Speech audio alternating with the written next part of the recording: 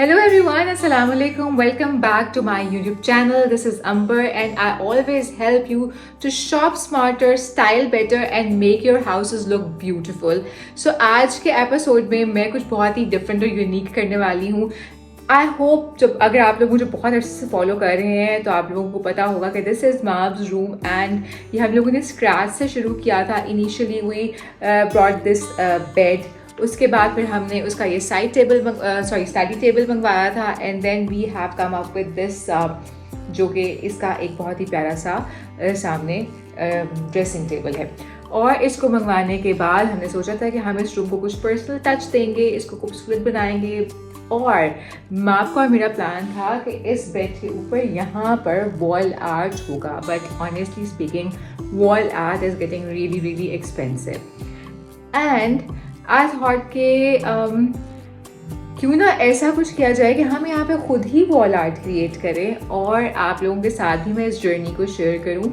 तो उसके लिए सबसे पहले मैंने क्या किया कि मेरे पास बहुत सारे एक्रेलिक पेंट्स हमेशा से पड़े होते हैं. आप लोगों ने मेरी पुरानी वीडियोस में भी देखा होगा था कि I use acrylic to create small art pieces. और उसके अलावा मैंने फिर कुछ पॉट्स को भी पेंट किया था, उसमें मैंने एक्रेलिक्स यूज़ किए थे. सो इस दफ़ा मैंने ये किया है कि मैंने A3 साइज़ का एक बहुत बड़ा सा स्केच बुक लिया है और मैंने सोचा है कि यहाँ पर हम पेपर पे कुछ पेंटिंग्स करके दीवार पे लगाते हैं. इससे पहले मैंने एक्रेलिक को पेपर पे यूज़ नहीं किया, हमेशा कैनवस पे यूज़ किया है. सो मैंने सोचा कि आप लोगों के साथ मिलकर इस रूम को कुछ पर्सनलाइज टच दिया जाए. सो स्टार्ट करते हैं. अच्छा जी, स्केच बुक मैंने निकाल ली है और मेरे पास जितने भी एक्रेलिक पेंट्स पड़े हुए थे वो सारे पेंट्स मैंने निकाल लिए और ब्रशेस वगैरह सब इकट्ठे कर लिए. This is the sketch book. A3 size की ये स्केच बुक है जो कि मैं लेकर आई थी. अच्छा, यूजुअली मैंने आज से पहले पेपर पे एक्रेलिक्स यूज़ नहीं किए हैं. मैं हमेशा कैनवस पे एक्रेलिक्स यूज़ करती हूँ, बहुत ईजिली ब्लेंड हो जाते हैं. लेकिन this time I am using acrylics on this paper. और ये बहुत अच्छे से मेरे पास था, मैं आहिस्ता करके एक्रेलिक्स जमा कर रही थी. मैं अपने पेंट्स का ध्यान बड़ा रखती हूँ. सो ये मेरे पास बहुत सारे पेंट्स हैं. आप लोग अगर स्टार्ट करना चाहते हैं तो आप लोग बेसिक कलर्स ले लो. बेसिक कलर्स से आप लोग हर कलर बना सकते हो, जिसमें आपको पता है कि आप गूगल पे सर्च कर लो बेसिक कलर्स कौन कौन से होते हैं. लेकिन मैं आपको बता देती हूँ, just get these white, black, yellow, green, blue, red. ये कुछ बेसिक कलर्स हैं जो आप लाजमी ले लो. 350 का ये आपको मिल जाएगा एक्रेलिक पेंट और ये बहुत अच्छे वाले हैं. ये मेरे पास ज़्यादातर जो है ना वो है ये मैरीज के. ये आई थिंक बीच में कुछ डिफरेंट आ गए थे, बट मेजरली मेरे पास जितने भी कलर्स हैं ना वो यही वाले हैं, मैरीज के. हाँ, ये मैरीज के नए भी मैं वही लेकर आई हूँ. जो मैं 3-4 नए कलर्स लेके आई थी ना, उसमें वाइट था, रेड था, मेरा ख़त्म हो गया था वाइट. तो ये बहुत अच्छे कलर्स हैं. और ब्लू, हाँ ब्लू आपके पास एक लाजमी होना चाहिए. तो ये कुछ बेसिक कलर्स ले लो, कुछ बहुत बेसिक ब्रशेज़ ले लो, तो आप भी अपने लिए कुछ वॉल आर्ट क्रिएट कर सकते हो. क्यों, मैं चेक करती हूँ. माँ ने केक बनाया है और वो मेरे लिए लेकर आई है क्योंकि मैं उसके लिए पेंट्स कर रही हूँ. यार दिस गुड. माँ कुछ ना कुछ करती रहती है. उसको कुकिंग शौक है, मुझे बिल्कुल नहीं है. मुझे पेंटिंग्स का शौक है, उसको नहीं है. We are different in this way. तो चलें स्टार्ट करते हैं. और क्योंकि मैं खुद भी कर रही हूँ फर्स्ट टाइम, तो कुछ जो चीज़ें मुझे समझ में आएंगी ना वो मैं आपके साथ शेयर करती रहूँगी. और फिर देखेंगे एंड पे कि पेंटिंग्स कैसी बनती हैं, दीवार पे लग के कैसी लगती हैं. माँ ने अपनी इंस्पिरेशन पिक्चर मेरे साथ शेयर की थी. उसको अपने कमरे में थोड़ा सा पॉप ऑफ कलर चाहिए था और उसको मेरी तरह बहुत ही डल और ग्रिम किस्म के पेंटिंग्स पसंद नहीं है. उसको बड़े ब्राइटर और थोड़े डिफरेंट पेंटिंग्स पसंद है. इसीलिए उसने मुझे ये आईफल टावर की एक बेसिक सी पेंटिंग दी. और क्योंकि मेरा मसला ये है कि मैं पहली दफ़ा पेपर पे एक्रेलिक्स को करी थी, तो मैंने बहुत सारी गलतियाँ की हैं जो मैं आपको दिखाती हूँ. लेकिन पहले मैंने स्केच कर लिया.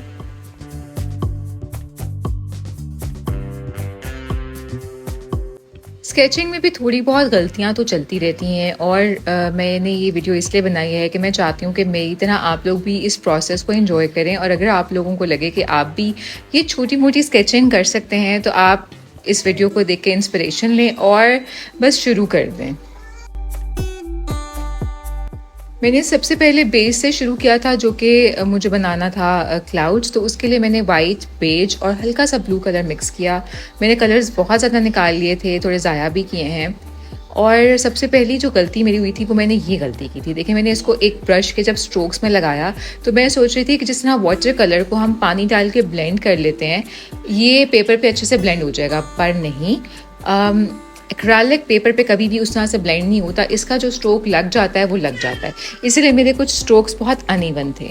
और उसके बाद मुझे रियलाइज़ हुआ कि नहीं, मुझे इस तरह के स्ट्रोक्स नहीं चाहिए, मुझे बेहतर है कि मैं इसको डिफरेंट तरीके से बनाऊँ।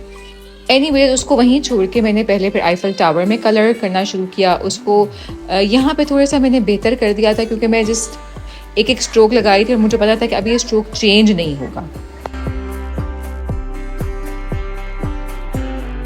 और क्योंकि ये वीडियो मैं सिर्फ इसलिए बना रही हूँ ताकि आप लोग ये प्रोसेस को एंजॉय करें, तो साथ ही साथ कुछ अदरवाइज़ दिल की बातें भी करते जाते हैं।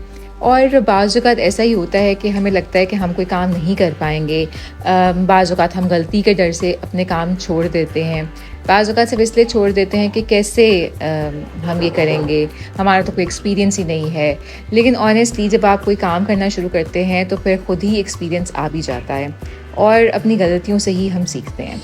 जैसे कि यहाँ मैंने अपनी गलती से सीखा, और मैंने ब्रश के स्ट्रोक की बजाय इसको इस तरह स्पंज या आप टिश्यू पेपर ले लें, उससे मैंने यहाँ पे ना इसको सिर्फ टैप करना शुरू किया, ताकि जिस तरह का मैं चाह रही थी एक टेक्सचर जो कि दरख्तों का टेक्सचर होता है, वो उस तरह से आ जाए और उसमें कहीं डार्क कहीं लाइट हर चीज़ अच्छी लगे।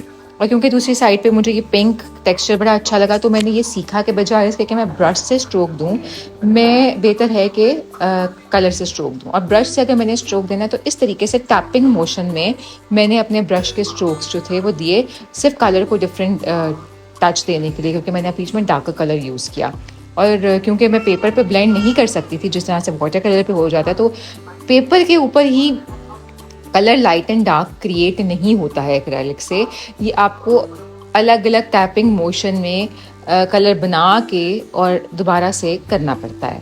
लाइक आपको हर दफ़ा नया कलर बना के उस पर लगाना पड़ेगा। आप पेपर पे ही कलर को लाइट डार्क नहीं कर पाओगे।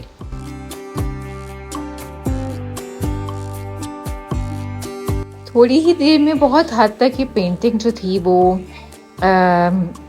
समझ आने लग गई थी कि ये क्या बन रहा है। और मेरे पास चूँकि बहुत बारीक ब्रश नहीं था, तो मैंने बजाय से कि ब्रश से स्ट्रोक लगाती, पेन से, पॉइंटर से ब्लैक के स्ट्रोक दे दिए। और फिर एक और गलती कर ली। ऑब्वियसली मुझे लगा कि ये लाइट है, तो मैंने उस पर थोड़ा सा जब ब्रश से पेंट करने की कोशिश की तो वो उसकी नीटनेस थोड़ी सी ख़राब हो गई। मुझे इतना मज़ा नहीं आया, लेकिन बहरहाल इतना बुरा भी नहीं लग रहा, अच्छा लग रहा है। पहली दफ़ा when it comes to like paper पे एक्रेलिक्स, तो मुझे लगा कि मैंने पहली दफ़ा इतना बना लिया कि मैं इसको वाकई दीवार पे लगा सकती हूँ। माप की दूसरी इंस्पिरेशन ये वॉल क्लॉक था, और उसको ये भी बड़ा पसंद था, और वो चाह रही थी कि इसी किस्म की तरह थोड़ी सी ना मॉडर्न टच की पेंटिंग्स उसके रूम में लगें। अच्छा, इस दफ़ा पे मैंने वो गलतियाँ नहीं की जो मैंने पिछली दफ़ा की थी। मैंने पहले ही थोड़ा सा डाइल्यूटेड मिक्सचर बनाया था पेंट का, और जो कलर मुझे चाहिए था मैंने उसी कलर का पहले एक स्ट्रोक किया। और घर में पेंटिंग करने का फ़ायदा ही होता है कि बच्चे भी अपनी क्रिएटिविटी दिखाते हैं। एनीवेज, फिर जनाब मैंने क्या किया कि पहले एक कलर जो कि बन चुका हुआ था उस कलर को ओवरऑल किया, फिर उसके बाद दूसरे लाइटर कलर से या डार्कर कलर से आप उसके ऊपर शेडिंग कर सकते हो। और क्योंकि बहुत जल्दी ड्राई होता है एक्रेलिक, तो उसमें आपको फिर वेट करने की भी ज़रूरत नहीं होती। जिस तरह मैंने यहाँ पे लाइटर के ऊपर फिर वाइट कलर से जो है ना वो हल्की हल्की उसमें कलर का टच दे दिया था, थोड़ी सी शेडिंग कर दी थी। फिर उसके बाद रात के 2 बजे मैं ये बैठ के कर रही थी, क्योंकि बच्चे सुला के ये काम किया जा सकता है। तो वाइट का टच देने के बाद आई होप आप लोगों को ये कलर्स अच्छे लग रहे होंगे। मुझे समझ आ गई थी कि मैंने किस तरह करना है, तो फिर मेरे लिए भी थोड़ी आसानी हो गई थी।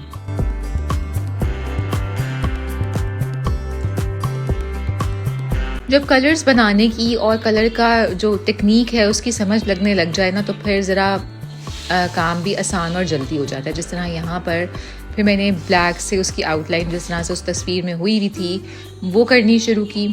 और सबसे अच्छी बात ये थी इस पेपर की कि ये जो पेपर है ये वैसी टेक्सचर्ड पेपर है, तो इस पे ना पेंटिंग की वाइब बड़ी अच्छी आ रही थी। वो लग रहा था जैसे आपने बाकी कोई पेंटिंग ही है जो कि किसी कैनवस पे हुई हो।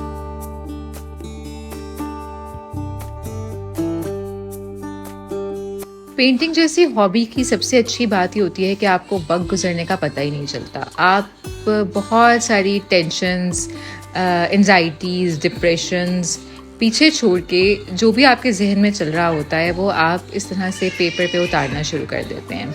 अच्छा, इस वॉल क्लॉक में जो सबसे मुश्किल चीज़ थी ना वो ये नंबर्स लिखना था, क्योंकि इनकी प्रिसीजन बड़ी इंपॉर्टेंट होती है।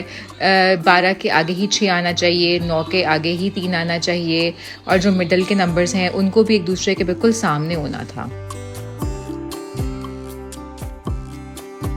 तो एंड पे मैंने फिर अपनी पिक्चर्स को कंप्लीट करने के बाद ही गोल्डन टच दिया।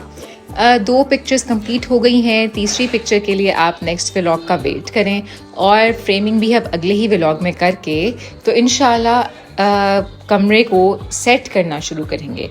और इस तरह से छोटी छोटी चीज़ों से हम खुद भी अपने घर के अंदर जो एक कमी हमें फील हो रही होती है ना, जो कि सिर्फ फर्नीचर से, चीज़ों से पूरी नहीं होती, वो हम कमी दूर कर सकते हैं। तो अगर आपको ये व्लॉग अच्छा लगा हो और अगर आपको इससे इंस्पिरेशन मिली हो कि आप भी कोई ऐसी चीज़ बना सकते हैं तो मुझे कमेंट सेक्शन में ज़रूर बताएं। और इसी तरह न सिर्फ मिलकर हम अपने घर को खूबसूरत बनाएंगे जिस तरह, बल्कि मैं आपके साथ अपने मार्केट व्लॉग्स शेयर करती हूँ, आपको शॉपिंग आइडियाज़ देती हूँ, कहाँ से सस्ती चीज़ें मिल सकती हैं, मैं वो आइडियाज़ आपको देती हूँ, और साथ ही साथ हम खुद अपने आप को कैसे स्टाइलिश दिखा सकते हैं, ये सारे आइडियाज़ मैं आपको देती हूँ। तो इसलिए आप लोगों ने लाइक और सब्सक्राइब ज़रूर करना है। वीडियो अच्छी लगी हो तो मुझे ज़रूर बताएं, और आप भी कुछ क्रिएट करके मुझे ज़रूर दिखाएं। अपना बहुत ख्याल रखें। अल्लाह हाफ़िज़।